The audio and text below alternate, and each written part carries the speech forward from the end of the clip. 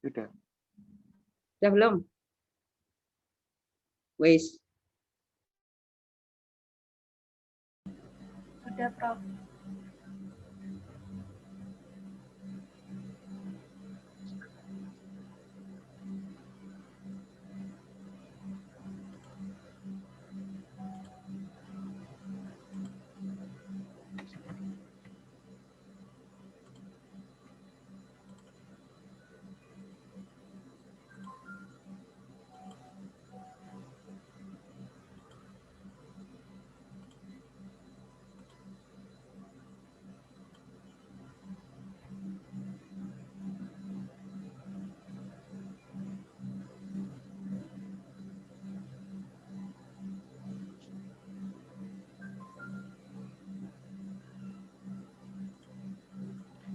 Assalamualaikum warahmatullahi wabarakatuh. Waalaikumsalam. Waalaikumsalam warahmatullahi wabarakatuh. Kami dari kelompok 11 akan mempresentasikan format penulisan proposal dan laporan penelitian. Next.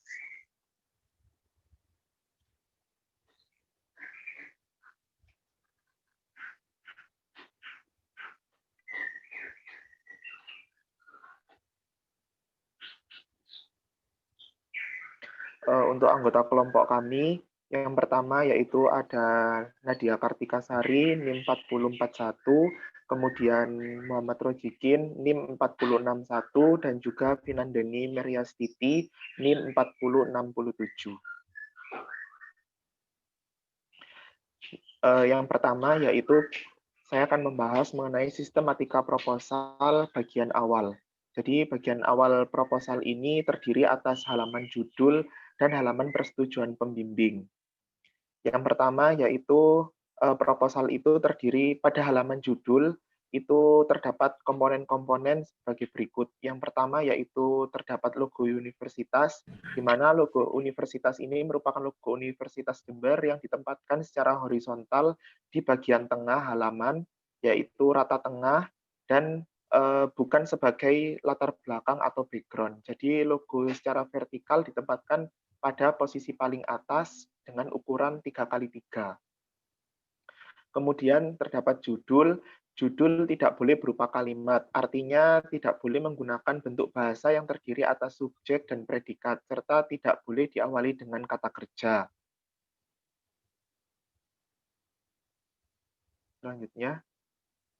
Selanjutnya yaitu terdapat jenis penelitian atau karya ilmiah. Jadi jenis karya ilmiah yang ditulis di bawah judul itu dengan posisi rata tengah, tanpa uraian atau peruntukannya. Jenis karya ilmiah untuk tugas akhir mahasiswa program diploma adalah laporan tugas akhir. Huruf yang digunakan adalah huruf kapital font Times New Roman dengan ukuran 12 poin tanpa spasi antar huruf dalam satu kata. Jadi di proposal itu nanti jenis penelitiannya yaitu proposal. Kemudian ada nama identitas penulis. Nama identitas penulis ini ditulis lengkap dengan nomor induk mahasiswa. Penulisan nama secara title case, kemudian NIM tidak diberi tanda baca titik atau titik 2, serta tidak diberi spasi di antara angka-angkanya. Contohnya seperti itu. Contohnya NIM langsung angkanya. Next.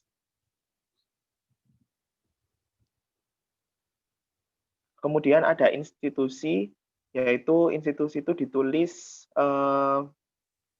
mulai dari unit kerja yang paling rendah, yaitu mulai dari program studi, kemudian jurusan, kemudian nama fakultas, atau program studi yang setara dengan fakultas, dan diikuti dengan nama universitas, dengan posisi rata tengah. Kemudian huruf yang digunakan yaitu Times New Roman dengan ukuran 12 poin. Nah, kemudian di bawah institusi itu terdapat tahun yang dicantumkan itu merupakan tahun yang ditulis oleh penulis saat dinyatakan lulus oleh tim penguji. Kemudian huruf yang digunakan adalah huruf kapital Times New Roman dengan ukuran 12 juga. Selanjutnya. Nah, ini merupakan contoh dari bagian awal proposal atau halaman judul. Next. Kemudian ada halaman persetujuan. Jadi halaman persetujuan ini berisi pernyataan bahwa proposal tugas akhir disusun oleh mahasiswa dan disetujui oleh dosen pembimbing utama dan dosen pembimbing anggota. Next. Nah, ini merupakan contoh lembar persetujuan. Jadi di situ terdapat dosen pembimbing utama, kemudian ada dosen pembimbing anggota. Next. Kemudian yaitu bagian utama proposal. Jadi bagian utama proposal terdiri dari beberapa hal sebagai berikut. Yang pertama yaitu ada latar belakang. Jadi latar belakang ini berisi alasan mengapa masalah atau topik tertentu itu akan dikaji dalam sebuah proposal atau penelitian. Dalam arti yaitu mengapa dan apa. Pada bagian ini itu mengemukakan data atau fakta yang dapat mendorong masalah atau topik pentingnya masalah atau topik tersebut dibahas. Selain itu, dijelaskan juga bahwa masalah yang dicantumkan merupakan gagasan asli yang berbeda dengan penelitian atau tulisan yang sudah ada. Selanjutnya yaitu rumusan masalah. Rumusan masalah ini muncul karena tidak ada kesesuaian antara harapan, teori, atau kaidah dan kenyataan. Agar pemecahan masalah dapat tuntas dan tidak salah arah, ruang lingkup masalah harus dibatasi dan dinyatakan atau dirumuskan dengan jelas. Dalam perumusan masalah itu harus dituangkan bagaimana cara mengatasi dan penyelesaiannya. Kemudian perumusan masalah ini dinyatakan dalam kalimat tanya lebih jelas daripada dinyatakan dalam kalimat berita.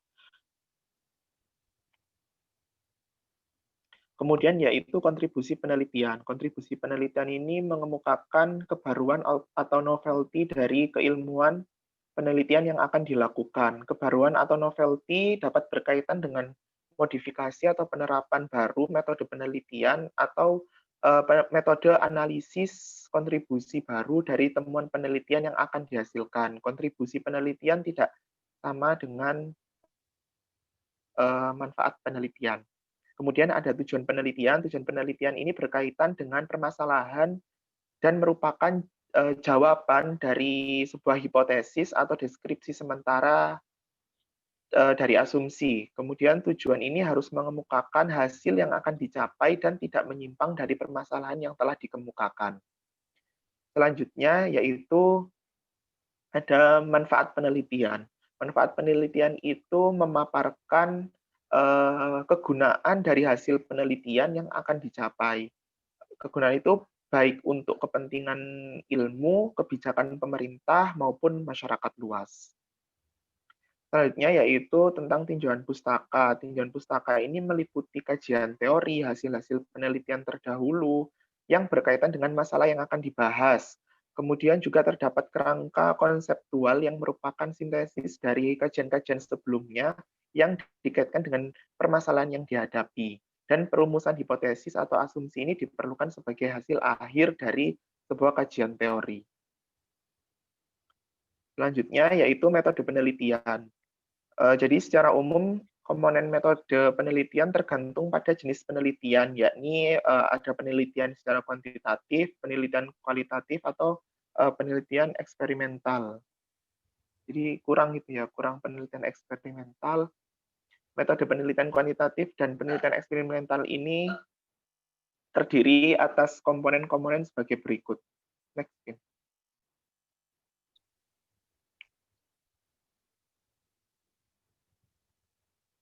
Jadi yang pertama ada rancangan penelitian. Jadi subbagian ini itu menjelaskan rancangan atau desain riset yang akan digunakan untuk menyusun tugas akhir atau proposal. Pada dasarnya, rancangan atau desain riset ini dapat berupa rancangan penelitian studi kasus, deskriptif, survei, atau eksperimen. Kemudian ada populasi dan sampel. Subbagian ini tuh menjelaskan populasi dan teknik pengambilan sampel yang akan digunakan dalam penelitian. Jadi pada penelitian ini itu studi kasus dan eksperimental subbagian ini tidak diperlukan. Kemudian ada jenis dan sumber data. Di bagian ini Next, Vin. Di bagian ini menjelaskan jenis data, penelitian yang akan digunakan, dan sumbernya. Jenis data ini meliputi item data yang akan digunakan. Kemudian ada divisi operasional variabel dan skala pengukurannya. Bagian ini tuh menjelaskan definisi tentang variabel penelitian dan skala pengukurannya. Definisi operasional variabel menyangkut definisi yang akan digunakan secara operasional dalam penelitian. Skala pengukuran variabel meliputi skala nominal, ordinal, interval, dan rasio. Kemudian ada metode analisis data dan pengujian hipotesis. Jadi pada bagian ini tuh memaparkan metode analisis data yang akan digunakan dalam penelitian. Metode analisis data ini mengacu pada tujuan penelitian. Jika penelitian yang diusulkan mempunyai hipotesis penelitian, maka prosedur pengujian hipotesis harus dijelaskan dalam metode analisis data dan pengujian hipotesis. Kemudian ada kerangka pemecahan masalah. Jadi di sini itu menjelaskan alur atau urutan kerja yang akan diterapkan dalam penelitian. Alur atau urutan kerja ini dapat disajikan dalam bentuk diagram alir atau flowchart. Untuk metode penelitian kualitatif, komponen-komponennya sebagai berikut. Yang pertama ada pendekatan penelitian. Jadi pendekatan penelitian dapat menggunakan perspektif fenomenologis atau humanis kulturalis. Jadi penelitian kualitatif ini mengisyaratkan pada proses dan makna yang tidak dikaji secara ketat atau belum diukur. Dari sisi kuantitas, jumlah, atau frekuensinya. Penelitian kualitatif ini itu juga menekankan sifat realita yang terbangun secara sosial. Hubungan erat antara peneliti dengan subjek yang diteliti dan tekanan situasi yang membentuk penyelidikan. Kemudian terdapat tempat dan waktu. Jadi pada bagian ini tuh mencakup lokasi atau daerah sasaran dan kapan penelitian ini akan dilakukan dengan pertimbangan yang logis dalam penentuan lokasi yang menggambarkan konteks peristiwa penelitian. Kemudian ada situasi sosial. Pada situasi sosial ini terdiri dari 3 elemen, yaitu tempat, pelaku, dan aktivitas yang berinteraksi secara sinergis. Kemudian ada desain penelitian atau rancangan penelitian kualitatif.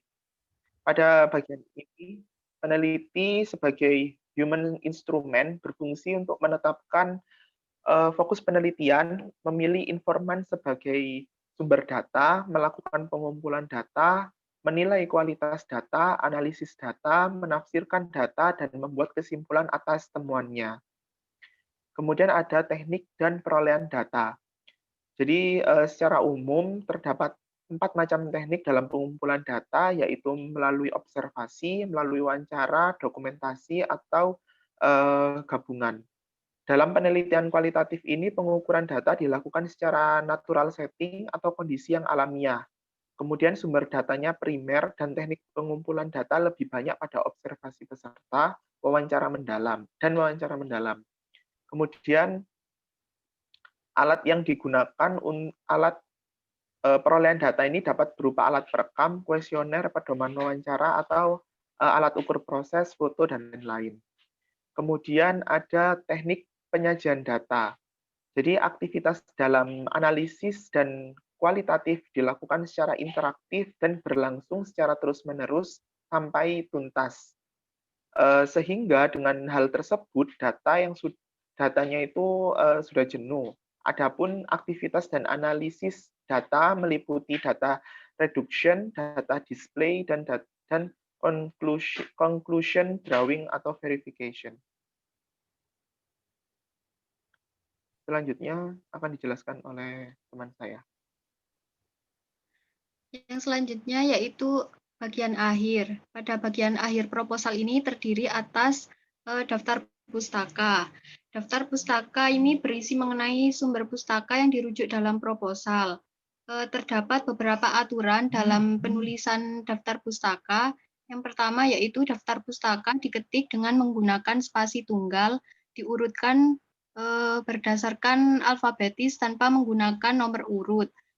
Kemudian jarak antar baris antar rujukan adalah 2 spasi.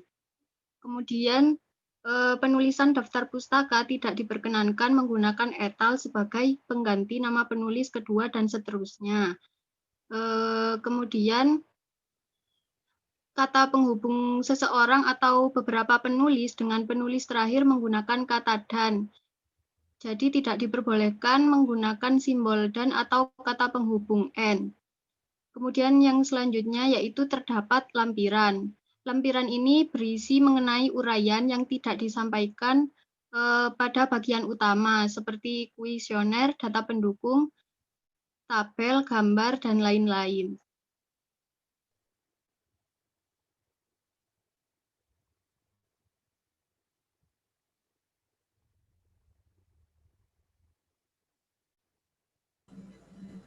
Selanjutnya yaitu sistematika laporan penelitian. Nah, pada bagian awal ini, apakah suara saya jelas? Iya, jelas. Nah, pada bagian awal ini terdiri atas halaman sampul. Nah, halaman sampul ini terdiri atas penempatan logo yang pertama. Nah, ini ditempatkan di posisi paling atas dengan ukuran 3 x 3 cm.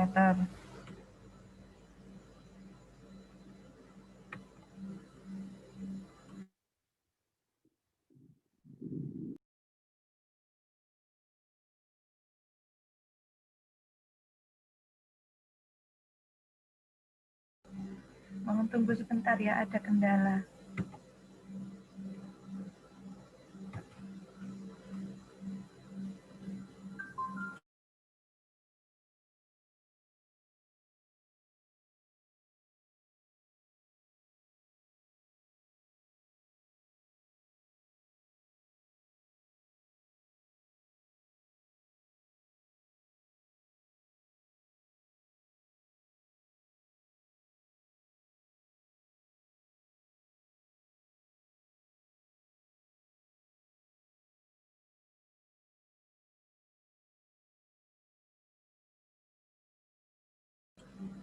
Mohon maaf masih ada kendala, share screen akan dilakukan oleh Nadia.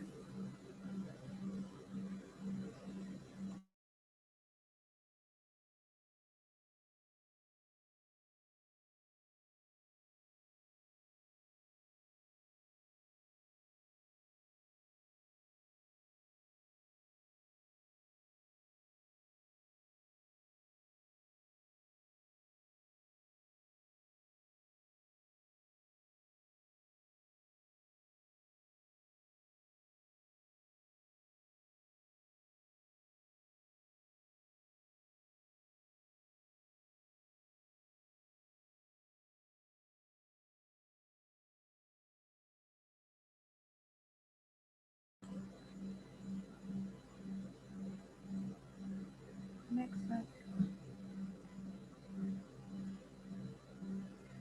Yang kedua yaitu pada halaman sampul ini ada penulisan judul. Nah, penulisan judul ini diatur dengan ketentuan sebagai berikut. Judul tidak boleh berupa kalimat. Redaksi judul hendaknya menghindari penggunaan kata. Suaranya pelan ya, Mbak?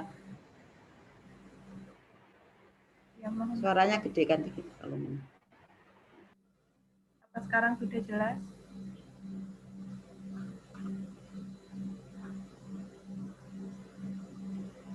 Apa suara saya jelas?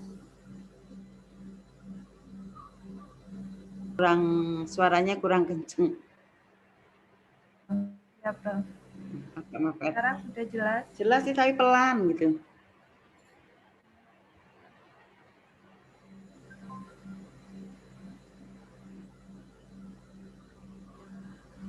Sekarang udah jelas? Saya. Nggak bisa kayaknya, Prof. Oke. Yang ketiga ini ketentuannya yaitu judul harus berbentuk frasa.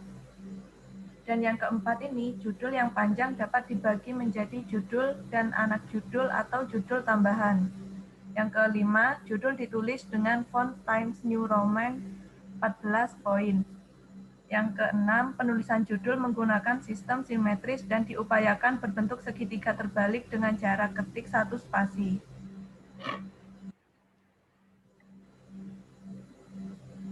Yang ketiga ini ada jenis karya ilmiah atau skripsi.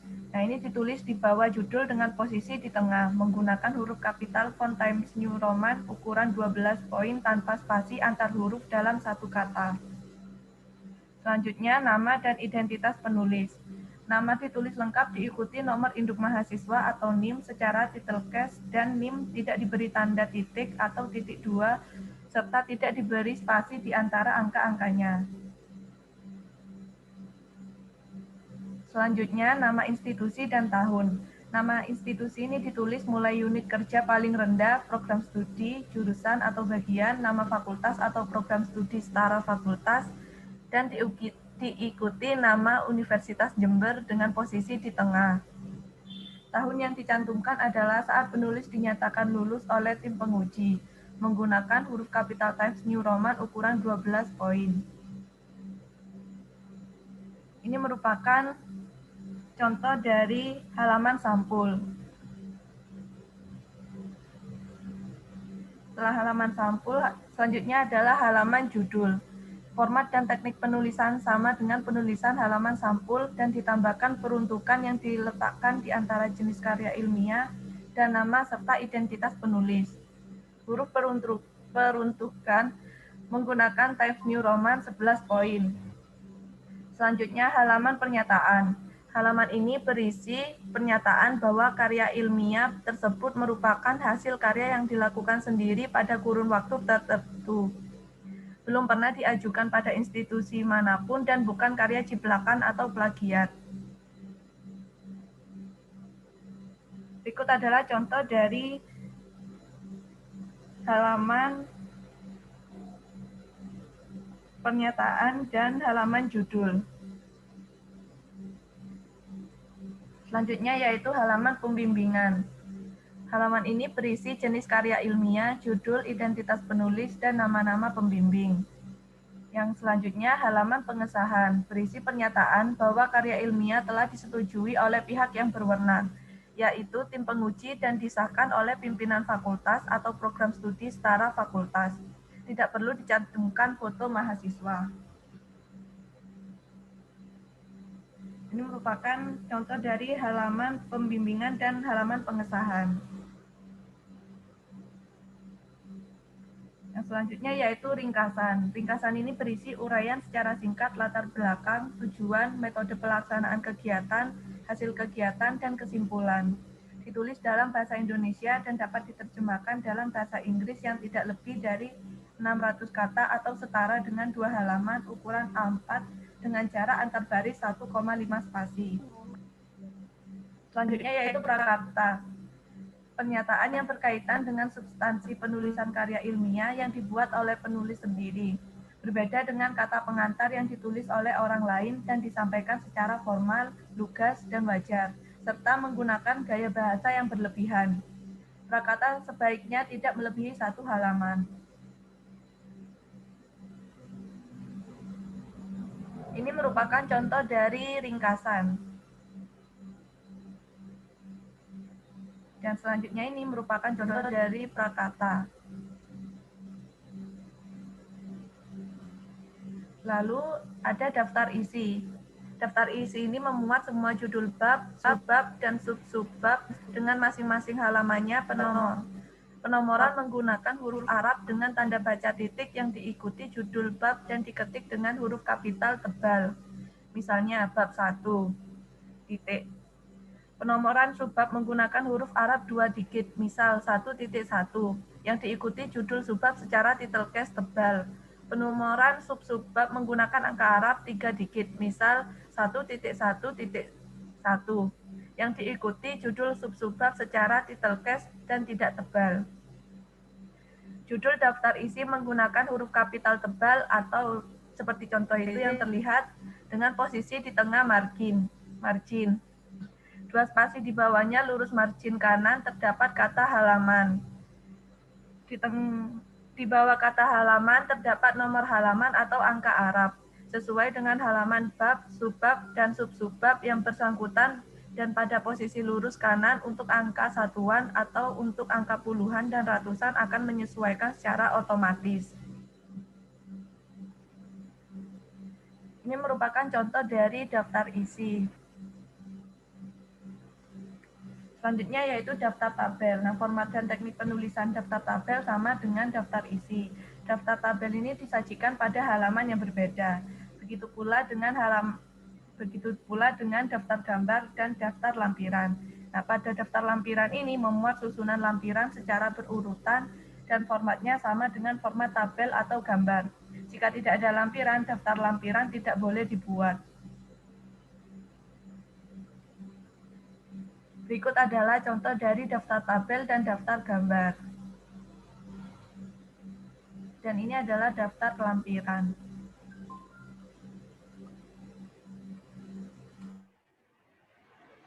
Baik, selanjutnya yaitu bagian utama. Pada bagian utama laporan penelitian itu terdiri atas pendahuluan, tinjauan pustaka, metode penelitian, hasil dan pembahasan, kesimpulan dan saran. Lalu yang pertama yaitu pendahuluan. Pada bagian pendahuluan ini memuat mengenai uraian tentang latar belakang, perumusan masalah, tujuan, dan manfaat yang masing-masing disajikan dalam subbab tersendiri. Kemudian selanjutnya yaitu tinjauan pustaka yang berisi meliputi kajian teori dan kajian hasil-hasil penelitian terdahulu atau kajian empiris yang relevan dengan masalah yang dibahas. Tinjauan pustaka ini dapat dilakukan dengan beberapa tahap. Yang pertama yaitu mengumpulkan pendapat atau teori yang telah ada yang berkaitan dengan masalah yang dibahas. Lalu yang kedua, membandingkan dan memilih teori yang paling relevan untuk memecahkan masalah. Lalu yang ketiga yaitu membahas atau menilai kelemahan dan keunggulan dari teori-teori. Dan yang keempat yaitu menentukan teori-teori sebagai dasar analisis selanjutnya. Lalu yang ketiga yaitu metode penelitian yang menjelaskan bagaimana penelitian akan dilaksanakan. Adapun komponen pada metode penelitian ini meliputi waktu dan tempat penelitian yang menjelaskan tentang rencana waktu, pelaksanaan penelitian, dan tempat penelitian. Lalu, gimana Mbak? Lalu yang kedua yaitu ruang lingkup penelitian yang menjelaskan mengenai ruang lingkup penelitian yang akan dilaksanakan berkaitan dengan pembatasan-pembatasan agar penelitian tetap terfokus pada tujuan penelitian. Lalu pada bagian hasil dan pembahasan ini menyajikan hasil penelitian dan pembahasannya. Secara umum hasil penelitian ini disajikan secara bertahap, yaitu yang pertama uraian data dan informasi yang terkumpul, yang kedua yaitu menelaah, analisis, dan hasil penelitian secara ringkas dan olahan data secara rinci. Kemudian yang ketiga yaitu pembahasan. Selanjutnya hasil penelitian ini akan dibahas dan dikaji sehingga pada bagian hasil dan pembahasan ini dibutuhkan kemampuan peneliti untuk menguji hipotesis dan atau berpikir secara logis. Sehingga hasil penelitian ini dapat dibandingkan dengan teori-teori yang tertuang pada tinjauan pustaka untuk mengetahui persamaan dan perbedaannya. Jika terdapat persamaan antara keduanya, hasil penelitian tersebut memperkokoh teori sebelumnya. Apabila hasil penelitian berbeda dengan teori sebelumnya, maka hal itu merupakan temuan baru yang memperkaya hasanah ilmu pengetahuan.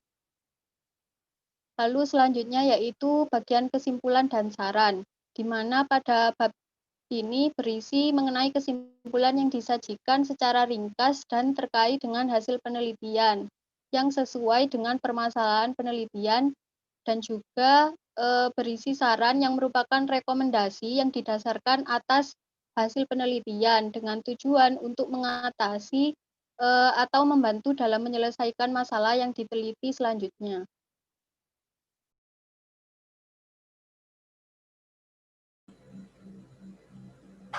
Selanjutnya yaitu pada bagian akhir. Nah, pada bagian akhir ini terdiri atas daftar pustaka dan lampiran. Pada daftar pustaka ini perlu beberapa hal yang harus diperhatikan pada saat menuliskan sumber rujukan, yaitu sumber kutipan yang dirujuk dalam isi karya ilmiah harus tercantum dalam daftar pustaka. Begitu pula sebaliknya. Daftar pustaka ditulis atau diketik menggunakan spasi tunggal, berurutan secara alfabetis tanpa nomor urut. Jika setiap sumber rujukan dalam daftar pustaka diketik lebih dari satu baris, maka tulisan pada baris kedua dan seterusnya dimulai pada ketukan kelima, atau kurang lebih 1 cm. Jarak antar baris antar rujukan adalah 2 spasi. Jika literatur ditulis oleh satu orang, maka nama penulis ditulis nama belakangnya terlebih dahulu. Kemudian diikuti singkatan atau inisial nama depan dan nama tengah. Dilanjutkan penulisan tahun, judul, dan identitas lain dari literatur atau pustaka yang dirujuk. Kemudian jika penulis lebih dari 2 orang, nama penulis pertama ditulis sebagaimana aturan penulis tunggal, dilanjutkan penulisan nama penulis kedua dan seterusnya sebagai berikut. Nama depan dan nama tengah disingkat, dilanjutkan nama belakang. Penulisan daftar pustaka tidak boleh menggunakan etal sebagai pengganti nama penulis kedua dan seterusnya. Kata penghubung seseorang atau beberapa penulis dengan penulis terakhir menggunakan kata dan, tidak dibenarkan menggunakan simbol atau menggunakan kata penghubung N, walaupun literatur yang dirujuk berbahasa Inggris, kecuali seluruh naskah karya ilmiah ditulis menggunakan bahasa Inggris. Yang selanjutnya yaitu lampiran. Lampiran ini memuat uraian yang tidak disampaikan pada bagian utama, seperti kuesioner, data pendukung, dan lain-lain.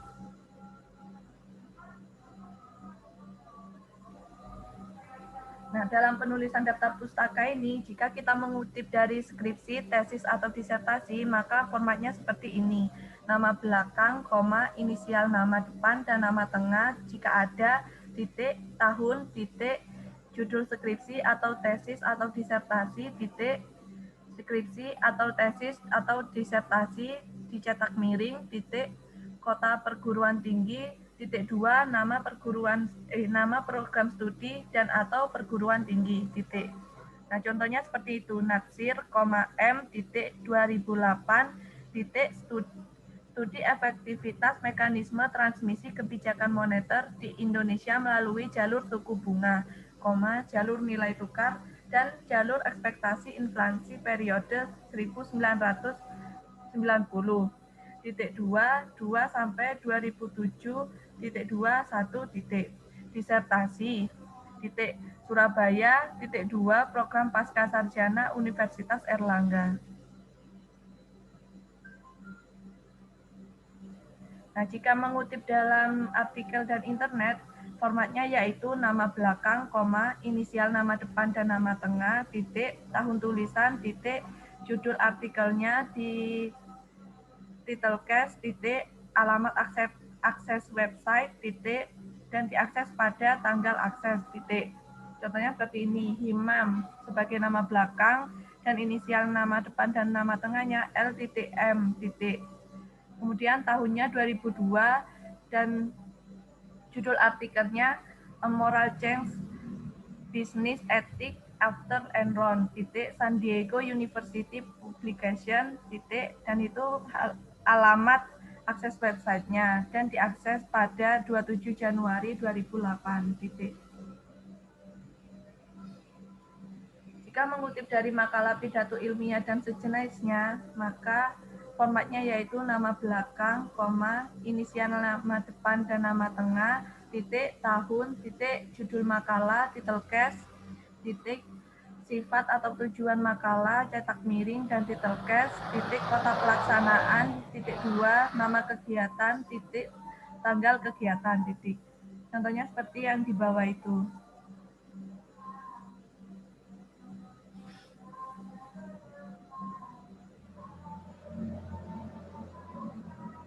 Selanjutnya, jika mengutip dari artikel atau majalah surat kabar cetak. Yang pertama yaitu nama belakang, inisial nama depan dan nama tengah, tahun, titik judul artikel, titik case, titik kota penerbit, titik 2 nama majalah atau surat kabar cetak, titik tanggal terbitan, titik halaman, titik. Nah, seperti pada contoh di bawah itu.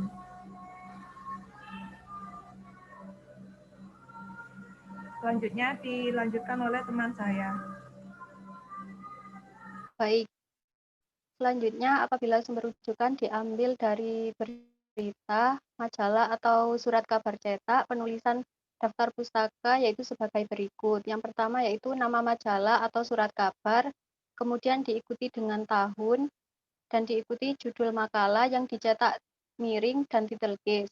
Kemudian ditulis volume dan atau nomor majalah atau surat kabar jika ada. Titik, lalu dilanjutkan dengan tanggal terbitan, halaman berita, dan juga kota penerbit. Contohnya seperti yang ada di bawah itu.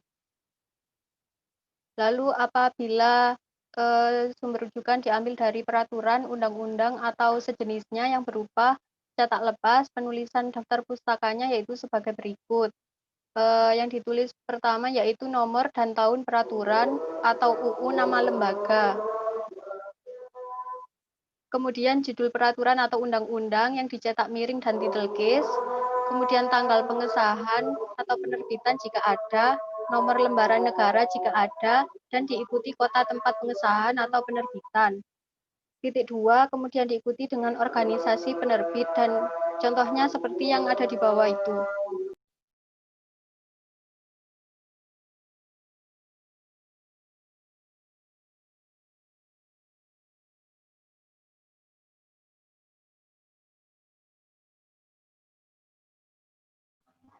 Selanjutnya yaitu artikel pada jurnal ilmiah. Format penulisannya yaitu nama belakang, kemudian koma inisial, nama depan, dan nama tengah, kemudian titik, lalu tahun terbitan, titik, kemudian judul artikel, menggunakan sentence case, kemudian titik, nama jurnal cetak miring, kemudian ada volume dan nomor, ini nomor jurnal diberi tanda kurung, kemudian ada nomor halaman artikel dalam jurnal. Contohnya seperti di bawah. Kemudian ada artikel dalam proceeding, yaitu format penulisannya nama belakang, koma, inisial nama depan, dan nama tengah, kemudian diakhiri dengan titik, kemudian tahun terbitan, titik, judul artikel dalam proceeding menggunakan title case, kemudian titik, nama proceeding menggunakan cetak miring, titik, kemudian volume dan nomor proceeding jika ada, nomor proceeding itu diberi tanda kurung, kemudian titik 2, tanggal simposium atau seminar, titik, penerbit proceeding diberi cetak miring, kemudian nomor halaman artikel dalam proceeding. Dan ini merupakan contohnya. Kemudian yaitu penulisan daftar pustaka pada artikel dalam buku antologi dengan editor. Formatnya yaitu nama belakang, koma, inisial nama depan, dan nama tengah, titik, tahun terbitan, titik, judul artikel menggunakan title case, kemudian titik, kemudian nama buku, dalam nama bukunya, kemudian editor,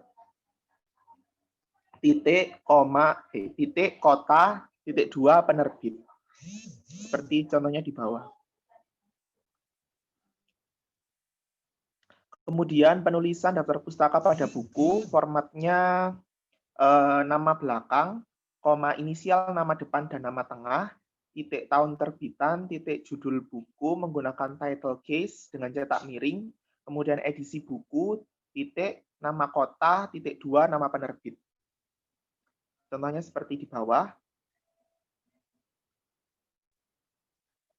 Kemudian ada penulisan daftar pustaka, buku teks terjemahan, formatnya yaitu nama belakang, koma, inisial nama depan, dan nama tengah, titik, tahun terbitan, titik, judul buku asli menggunakan title case, kemudian titik, edisi buku, nama kota, titik 2, nama penerbit, titik, terjemahan oleh inisial nama depan dan nama tengah, kemudian titik, nama belakang, belakang, titik, tahun penerbit, titik, judul buku terjemahan menggunakan title case, titik, kemudian edisi buku, titik, nama kota, titik 2, nama penerbit, titik.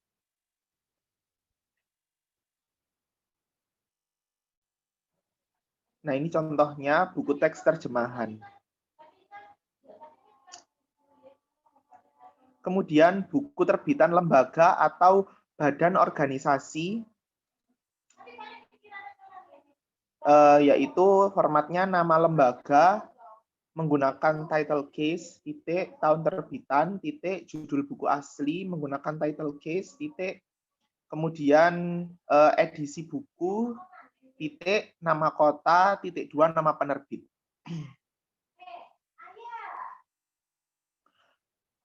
Penulisan daftar pustaka menggunakan buku terbitan, lembaga atau badan atau organisasi berisi himpunan atau peraturan UU dan sejenisnya. Yaitu formatnya nama lembaga menggunakan title case, titik, tahun terbitan, titik, judul peraturan atau undang-undang menggunakan title case, titik, nomor atau seri peraturan, titik, edisi atau cetakan, titik, nama kota, titik 2, nama penerbit, titik.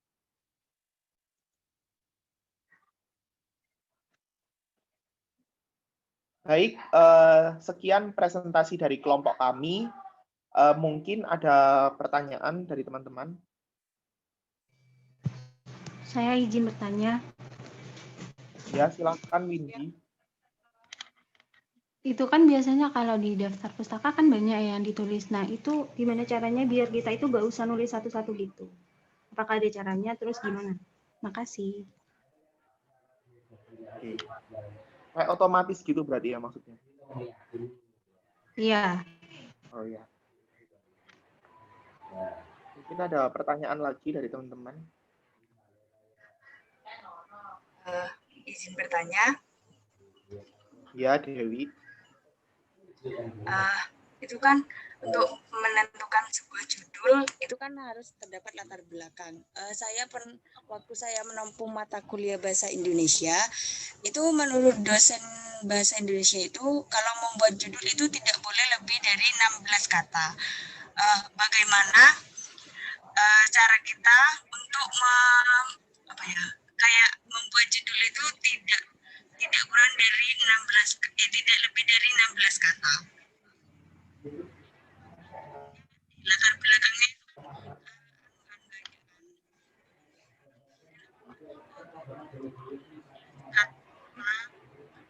Suaranya putus-putus, Dew. Putus-putus.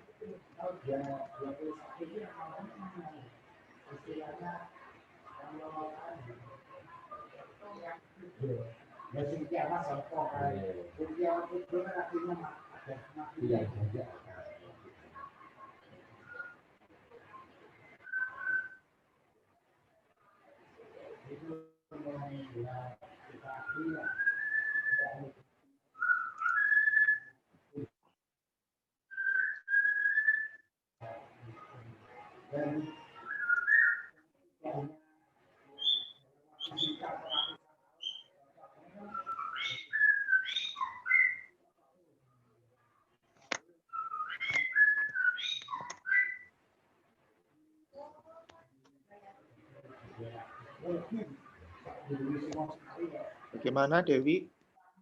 Untuk pertanyaannya? Untuk pertanyaannya saya tulis di room chat ya. Oh iya. Mungkin dari teman-teman ada lagi.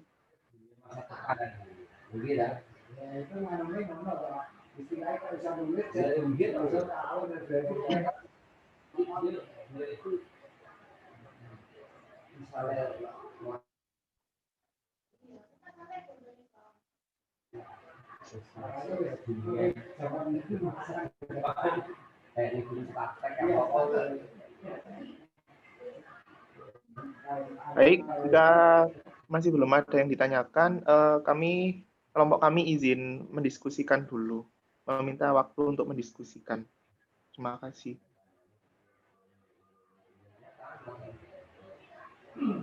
Misalnya yang lagi ya Pak Pri, kenapa di situ juga? Tapi kalau dari mana? Supaya Pak Pri artinya memberikan petunjuk bagi orang yang mendengarkan itu, dia akan menyelesaikan lebih. Misalnya kayak gitu. Ketika dokter memutuskan saya sudah tidak bisa, itu diklik pasti ada masuk. Kalau posisi yang paling mengusahakan itu pasti ada. Karena kembali lagi kenapa yang mulai akhirnya sifatnya kalau orang itu ya cacat. Permisi, saya izin menjawab pertanyaan dari Windy, yaitu caranya untuk membuat daftar pustaka secara otomatis. Itu bisa dilakukan dengan menggunakan software Mendeley. Jadi kita hanya bertugas untuk menginputkan jurnal-jurnal ataupun buku-buku sumber pustaka yang kita gunakan itu ke dalam Mendeley tersebut.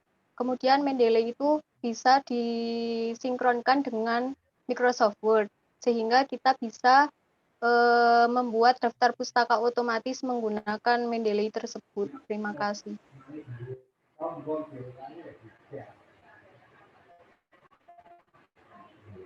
Terima kasih atas jawabannya. Mau menambahkan, Win? Oh ya. Itu dari Word ini juga bisa langsung, yaitu itu kamu buka di menu reference itu nanti ada insert citation, kemudian nanti pilih add new source, kemudian nanti kamu bisa pilih tipe of source-nya itu dari buku, jurnal, artikel atau lain-lain. Kemudian nanti kamu tinggal masukkan apa ini namanya, nama pengarangnya siapa, judulnya, kemudian tahun dan kotanya. Nanti tinggal diklik OK, nanti sudah otomatis muncul daftar pustakanya. Oh ya, terima kasih Haji. Ya.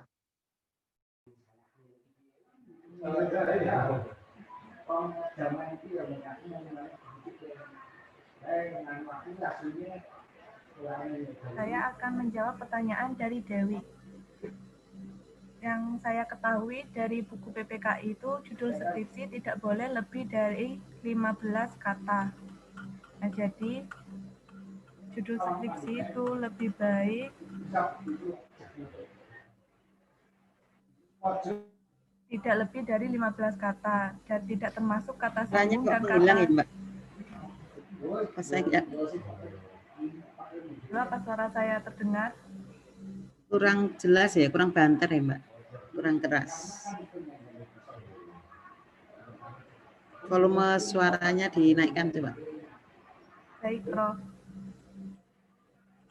Apa sekarang sudah jelas? Jelas, tapi kurang banter.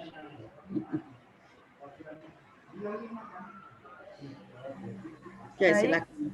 Ya, baik, saya akan menjawab pertanyaan dari Dewi, yaitu judul itu sebaiknya tidak lebih dari 15 kata. Nah, itu tidak termasuk kata sambung dan kata depan.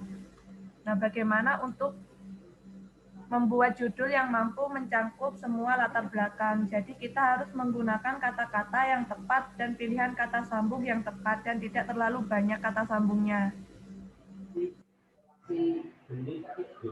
Bagaimana?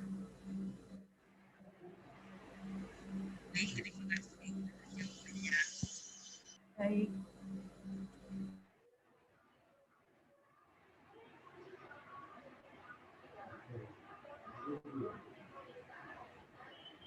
Baik, sudah Prof untuk dari kelompok kami. Sudah. Saya tadi yang pertama nggak dengar pertanyaannya apa gitu, hilang. Itu yang terakhir ini saya lihat cara membuat daftar pustaka secara otomatis, Prof. Oh ya, sudah ada program itu ya, tinggal masuk Ya. inisial gitu ya. Kemudian saya yang baca di chat ini bagaimana membuat judul skripsi, tidak boleh ada yang menulis tidak boleh sekurang-kurangnya atau maksimal 20 kata. Ada 16 kata tergantung referensinya apa ya. Sehingga kalau kita nanti menulis itu Anda bisa berargumen. Saya sumbernya ini. Misalnya Anda menggunakan 20 kata berarti Anda argumen sumbernya dari mana. Kalau 16 kata berarti sumbernya mana. Yang penting Anda bisa memberikan argumen. Kemudian bagaimana kita menuangkan judul? Yang jelas judul itu tidak boleh diawali tadi ya, sudah ada ketentuan kan dengan kata kerja. Misalnya menjelaskan pengaruh apa-apa kan enggak harus berupa pengaruh ini terhadap itu. Pengaruh model pembelajaran terhadap hasil belajar. Nah, itu kalau kita mau menentukan berapa kata, ya kita harus paham di situ. Apa sih yang harus ada dalam judul? Ada teori yang mengatakan bahwa dalam judul itu harus mengandung variabel. Ada yang menuliskan variabel itu bisa dituliskan secara implisit dan atau tersirat. Tersurat itu berarti harus tertulis. Misalnya pengaruh model pembelajaran X terhadap hasil belajar. Berarti ada dua variabel yaitu model X dan variabel terikatnya adalah hasil belajar. Itu jelas. Nah, kemudian ada juga yang tersirat.